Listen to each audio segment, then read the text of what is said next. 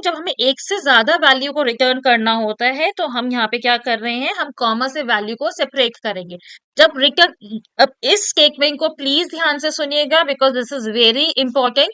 जब भी हम रिटर्न स्टेटमेंट के साथ मल्टीपल वैल्यूज को रिटर्न करते हैं तो वो किस टाइप में रिटर्न होता है, the value is return in the form of tuple. That means जो वैल्यू पैक होगी वो किस फॉर्म में पैक होगी, टपल के फॉर्म में पैक होगी। तो अब यहाँ पे हमारे पास दो वैल्यूज हम रिटर्न कर रहे हैं तो हमें क्या कर, अगर हम यहाँ पे एक ही वेरिएबल डिफाइन करते हैं तो एल और बी जो है दोनों वेरिएबल ए को जो है असाइन होगा in the form of tuple. I just let me show you कि किस तरह से ए की वैल्यू प्रिंट होगी। अभी हम यहाँ पे पैरामीटर ऑफ रेक्टेंगल नहीं कैलकुलेट कर रहे हैं, मैं सिर्फ आपको ये शो कर रही हूँ कि ए के अंदर जो हमारी लेंथ और ब्रेथ की वैल्यू रिटर्न होगी वो किस फॉर्म में होगी, in the form of tuple. So let's execute this.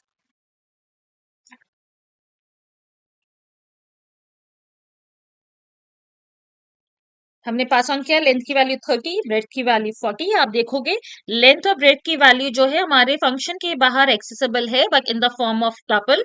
क्यों? क्योंकि जब भी हम वैल्यू पास ऑन करते हैं फंक्शन डेफिनेशन के बाहर मल्टीपल वैल्यूज को पास ऑन कर रहे हैं तो उसका टाइप क्या होता है, उसका टाइप होता है टपल, राइट।